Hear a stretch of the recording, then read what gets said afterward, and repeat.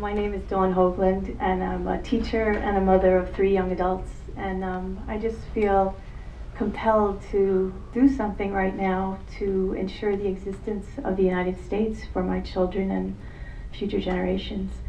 So, although I'm not a musician or a singer, I've written a song, and Diane found out about it, so she asked me to sing the song today. So, I normally don't sing in front of people, except maybe the happy birthday song, but I'm going to give it a go. So there's a message in this song, and then there's an instruction at the end. And I've been using this song to organize in my district, because I'm making it my personal mission to get my representative to endorse H.R. 1489. So.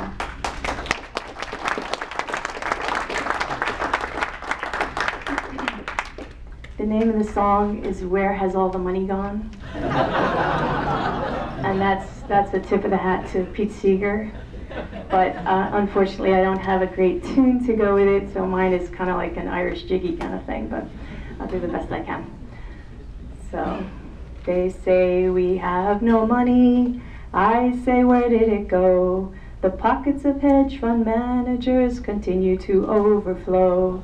We cannot balance the budget. Goldman's debts are still on the books. We need a Pecora commission to jail those banker crooks. They want to blame the unions that help workers get a fair deal. 50 years of human rights gone in a midnight repeal. Take Medicare from older folks, leave them out in the cold to die, while bankers line their pockets and we believe the lie. They say we have no money. I say, where did it go? You can join in, by the way. The pockets of hedge fund managers continue to overflow. We must reinstate Glass-Steagall. It's the only thing to do. Take back the bailout money and ram a New Deal through. FDR was smarter than Obama any day. We don't believe in change anymore, bring back the WPA. Unemployment and foreclosure won't keep America strong. For Congress and the President to do nothing about it is wrong. Glass-Steagall's in the House now, call your reps and let them know. If they like it where they're sitting, we expect their vote to show. The people's patience has run out, Congress knows that for a fact. Vote for H.R. 1489, reinstate the Glass-Steagall Act. Until this act is passed, we must call them every day. We won't put up with austerity, call 202-224-3121 today.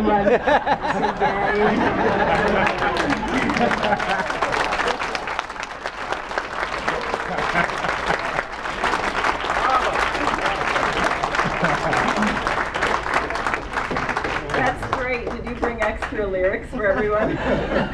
My name is Jessica White, and I am a New York City public school teacher, and I teach in Brooklyn. I've been part, yay! Middle school, by the way. I've been part of the LaRouche movement for quite a while now, but I want to say to everyone here that when we talk about what we need to do now, we have to really guard against being distracted.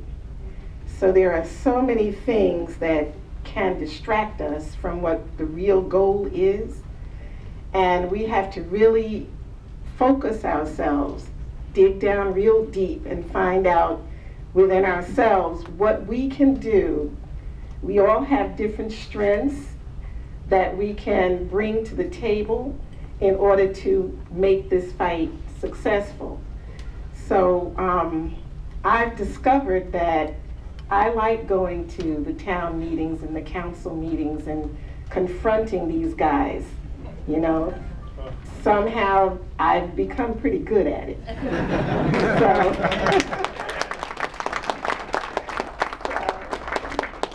That might not be your biggest strength. Maybe you can go to more localized congressional offices and speak to your congresspeople, or maybe with a group of people you can go and demand, not ask, that they sign on to Glass-Steagall.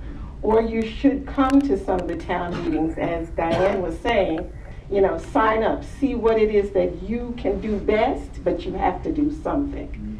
So since I've discovered that I like these town meetings and I like these council meetings and these assemblies and stuff, because you can really get to them personally, you can see their body language, you can see them talking nonsense, you can actually, you know, actually kind of jump in there and have a statement ready and have a question ready and think about how you're going to confront them. And I think that's why I've become pretty good at it, and it's a lot of fun for me. So, you know, so for instance, Rangel, who I've kind of focused on for a long time, just had a big, what they called a jobs, big talk, all the unions were there, and it was like a town meeting, but it was more of a kind of campaign rally for Rangel and Maloney. And when he decided to stop asking people for questions or start taking their information just all of a sudden because it was getting too hot and heavy for him, Diane and myself and a few others that were there, we just started yelling out, Glass-Steagall now, Glass-Steagall now, and facing the crowd and saying, Glass-Steagall now. Whatever Rangel was still mumbling about up on the stage didn't even matter anymore, because I got out flyers that I had run off, I didn't tell anybody, but I had run off at school and started passing them out. And all the crowd was there with their union, you know, logos on their t-shirts and stuff. And I was so angry that they really would try to stop this meeting without taking everybody's information, without listening to everybody's story about how they only have 90 days left to their unemployment, and they've already extended it 3 times, you know, and he has the nerve to try to leave. So we have Glass-Steagall now, right now, yelling it out, passing out flyers to everybody and anybody that was in the audience, and then they had to not leave. Then they had to take notice. And, you know, I mean, they could have done all kinds of things. I was like, well, you know, I really could have gotten arrested or anything. But it's like, you have to do this. And when you go to these things and you find out your strength, okay, it propels you to come up with ideas, creative ways to really fight these people and get Glass-Steagall passed. And I think Dawn's song is fantastic. You know, we have so many creative people. Find your creativity, find your strength. Let's join with each other and get this done. Thank you. My name is Rod McFarland. For many years, I've been involved with the liberal movement, and I've known a number of liberals.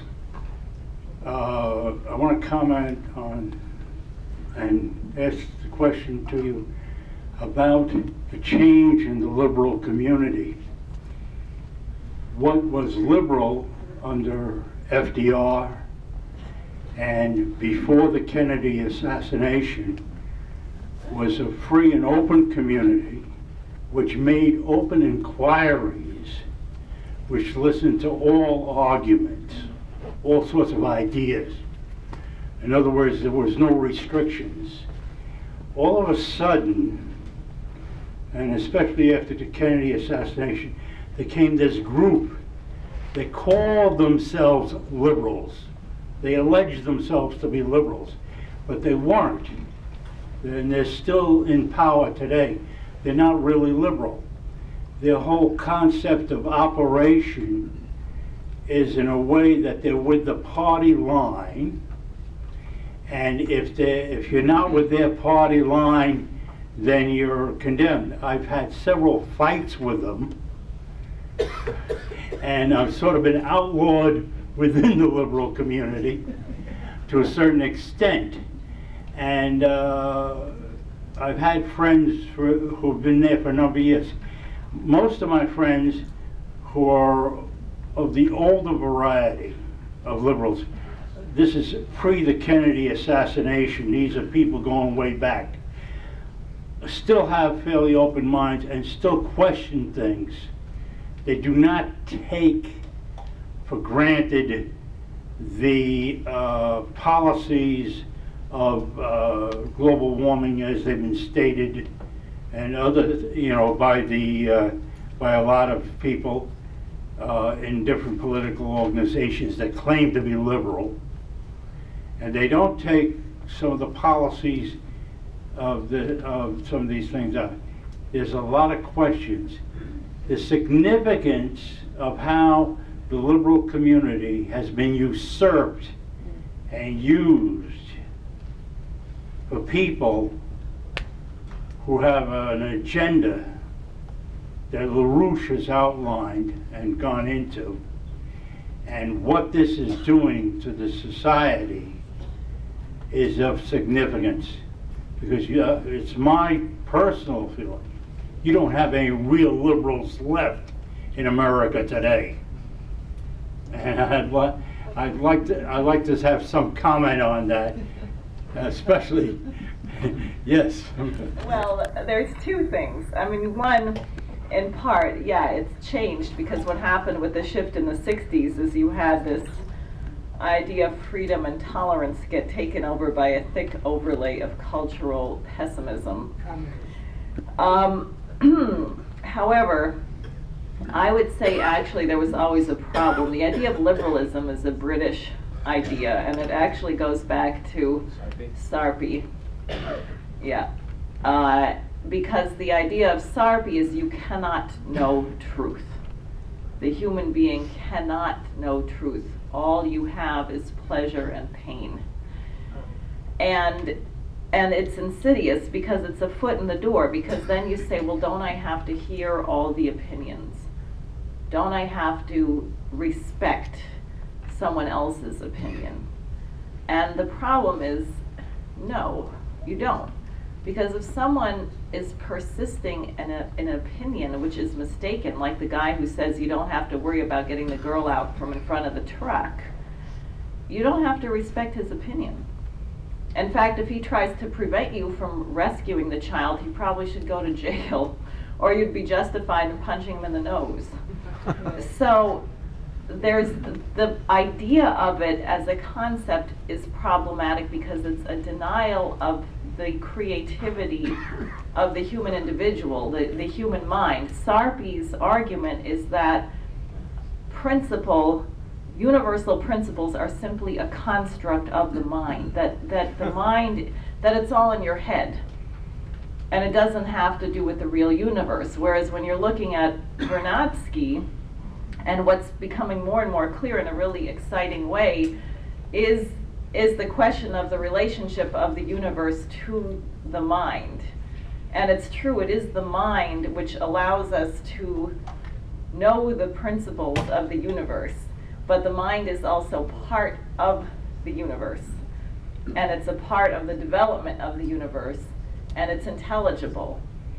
And so the whole problem with liberalism per se, when you get in this idea that everyone has an equal right to their opinion, is then you don't have truth anymore and you can't have progress. And I would say that this was explicitly attacked, and some people are familiar when we wrote that book, The Children of Satan, with Dick Cheney on the cover. On this Congress of Cultural Freedom, which was created at the end of World War II by a group of very evil individuals out of London, some out of New York City. Henry Luce, the editor of Time magazine, which put Mussolini on the cover 3 times as Man of the Year. And the idea was, how do you make sure that, because they were really bothered, all of Europe went fascist. Right, you had Hitler, you had Franco, you had Vichy France, you had Mussolini. That is, the response in Europe to economic hardship was the default setting, which is the hierarchical society, the kings, the queens, the duchesses. You're only whatever you're born into. Whereas the United States, because of this kernel of true principle on which our nation was founded, when you had an economic depression, Americans did not choose fascism. We chose FDR as much as Wall Street tried to stop his nomination and to assassinate him before he was inaugurated. And so the question was, how do you destroy that identity? And so the Congress of Cultural Freedom launched a whole bunch of projects, including the Beatles, which were heavily funded and introduced into the United States, including things like MK Ultra, where they put drugs in students' drinks at all the Ivy League schools, you know, experimentation on human beings, mind control. And people like Theodore Adorno, who wrote books, so-called, on classical music, who said, you've heard the line that genius and insanity are sort of the same thing, right? That genius is not, if you're a genius, you're like borderline insane. So they tried to say Beethoven was insane. Beethoven didn't know how to write a fugue, that it's not intelligible, that it's not true that every human being has the potential to become a genius. And the thing about LaRouche, which is why I think they've considered him such a threat, is not the particular policies, but because he made his life's work the question of making creativity intelligible. That is, how do you liberate the population from the shackles of a fixed way of thinking? And you think of any true scientist, a true scientist is actually delighted if they discover that everything they believed was wrong. Now, you have to say to yourself, how many of us have an ego that would take that kind of delight? But a true scientist finds it delightful when you make a discovery that everything you thought about how the world works actually didn't work that way at all, and you've stumbled upon some new principle. And LaRouche's point is that this is not arbitrary. It doesn't happen in an opium dream. It's not because, you know, you smoke pot and you get, your creativity is liberated. No, this is absolutely intelligible. And a sane society would foster this from one generation to the next. So in a sense, it's true in a different era to be liberal was not as clearly fascist as it is today, but in fact the idea of liberalism is that foot in the door, where you say, I have to respect everyone's opinion equally. And the truth is, and it's very clear right now, that you do not, should not, and must not respect everyone's opinion equally, because some people are wrong.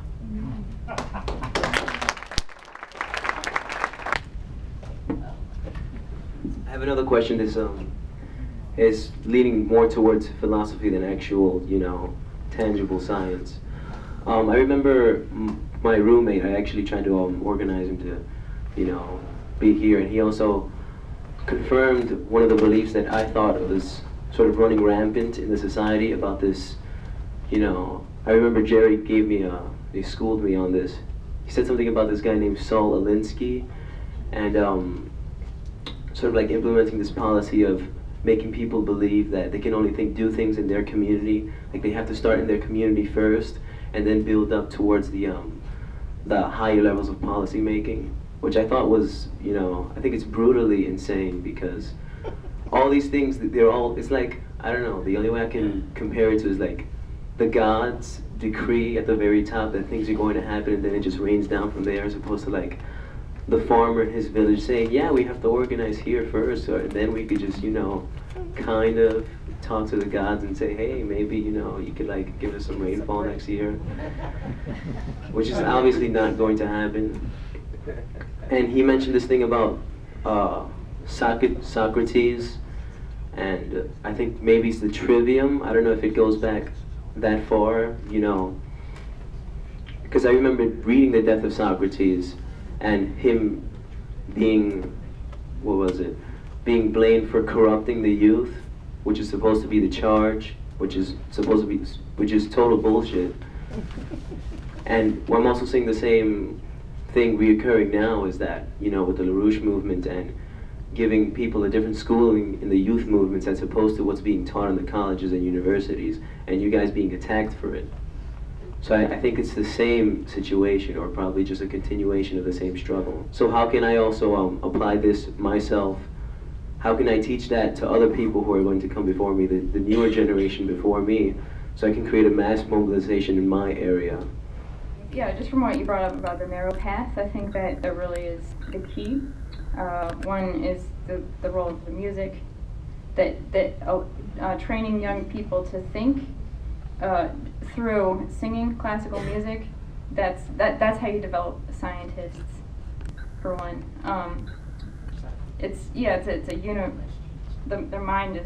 Your mind is forced to think in a different way when performing classical music. So that's just one that's indispensable. And two, I don't think there's like a specific like rule book or something for things you need to work with people. I think it just comes from the intention. Like I said before. Yeah. Yeah, I think you're just on the right track of thinking about using the Platonic method, how to get someone to realize for themselves what it is about their thinking that's wrong. I think you're going at it with the right method. Just do more of it. Yeah, I think there's just a real disintegration in the culture. I just think that there's a real disintegration in the culture with their method of thinking, and sort of like there's an underlying, well, not an underlying, but there's an overt aimlessness in society. People usually reduce it to like their paychecks and their personal struggles, but they don't see it as being a whole, I guess, systemic flaw in society. Like the entire foundation is crumbling, but people are worrying about the small cracks in the walls. Yeah, I think we just have to cast a wide net. People are ready to respond right now. So don't worry if a certain number of people don't respond. And there is a problem with the youth generation that they grew up on computers and things like that in MySpace. So that is true. So don't worry about it if especially the younger age group of people between like 16 and 22 or something, some of them are just out of it. And they're not the way that we're going to save it, civilization right now. We're going to save them through the process of transforming society. The better ones will be drawn to us simply by what we're doing. And so just be ready for those guys. Hang tight. Cast the wide net. Yeah. And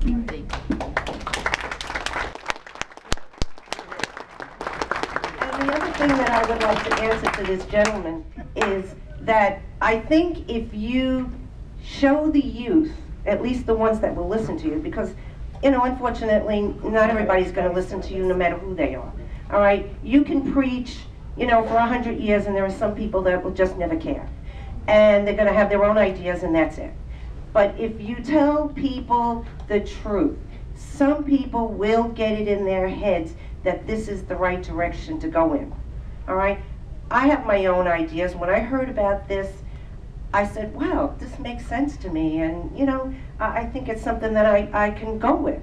And I think if you teach them to believe in themselves and not care about being part of the crowd, and not care whether somebody over there is going to be their friend because they won't follow in that direction, but be the leader, not the follower, that you will get a lot of young people to follow what you believe in because they'll want to be leaders, not followers. And I think people like this woman who's a teacher, because unfortunately a lot of teachers are teaching them the wrong things, but you have people like this in the schools that can help to teach young people, will be okay. Thank you. I just wanted to say one thing in response to Ann Lee. You reminded me of another bumper sticker. The one that says, think globally, act locally. Every time I see that, I think it means make sure you go in the toilet. I mean, it's just, and it does get at why we need people to act, because LaRouche asked 6 of us to run for Congress. And his intent was not for us to suck up and slither around and try and, make somebody like us and worry about getting votes in some little district. I mean, first of all, the election is until November of 2012, and who knows if we're going to have a country by then. But second of all, he said after November 2nd of last year that we had a horrible crisis in leadership because the population went out very angry at Obama, and they voted for all of these really crazy people like Rand Paul, who doesn't think we should have a government at all. I mean, you wonder why some people run for office. If there's so much against the government, why don't they just not run? But anyway, so what happened was the population became even more pessimistic because they said, well, I didn't like what Obama was threatening to do to Medicare, and so I thought I was voting against him, and now we have a bipartisan group attacking the middle class. And so LaRouche said, look, the 6 of you have to function as a steering committee for the current Congress. So here we are. We don't have an official title. I mean, we're the LaRouche Democratic slate, but we're not in office. But his conception was, as candidates, we should act like we're the actual Congress. And we should tell the so-called Congress what they're supposed to be doing, and we should lead by example.